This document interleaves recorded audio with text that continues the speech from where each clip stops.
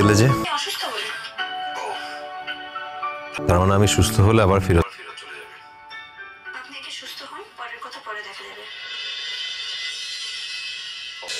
ও, তার মানে তুমি আমাকে দয়া করছো। আপনার তো এখন চুপচাপ রেস্ট নেওয়ার কথা, এত কথা কেন বলছেন আপনি?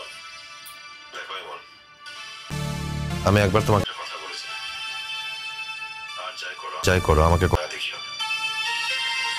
আমি লাইফে কোনো কনসিডারেশন চাই না তোমার কাছ থেকে। হ্যালো, কি বলতে কি চাইছেন আপনি? তাহলে আপনি আমাকে এখানে থাকতে বললেন কেন? রূপকথাতেই থাকতে পারতো। আমি তো আপনাকে জিজ্ঞেস করেছিলাম, আপনি যদি তখন বলতেন আমাকে এখানে না থাকতে, আমি চলে যেতাম। আর এখন যখন রূপকথা দিয়ে এখান থেকে চলে গেছে, আমি এখানে একা আছি, তখন তো আর এইসব কথা বলার কোনো মানে নেই। কি প্রমাণ করতে চাও তুমি যে তুমি আমার উপর দয়া দেখাচ্ছ? আপনার মনে হওয়াটা আপনার উপর, আপনি যা ইচ্ছে তাই মনে করতে পারেন, তাতে আমার কোনো হাত নেই। তোমার মনে হওয়ার কথা জানতে চাইছি। আমার এইসব নিয়ে কথা বলার কোনো সময় নেই, আমার অনেক কাজ আছে। চলে এসছো এখানে।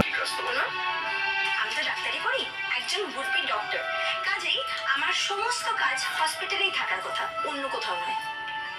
কি এই ঘরের মধ্যেই কাজ তাহলে? এই ঘরে। কি কাজ জানতে পারি কি? আজকে তো আমি ওই ঘরে রয়েছি তাই জিজ্ঞেস করলাম আর কি।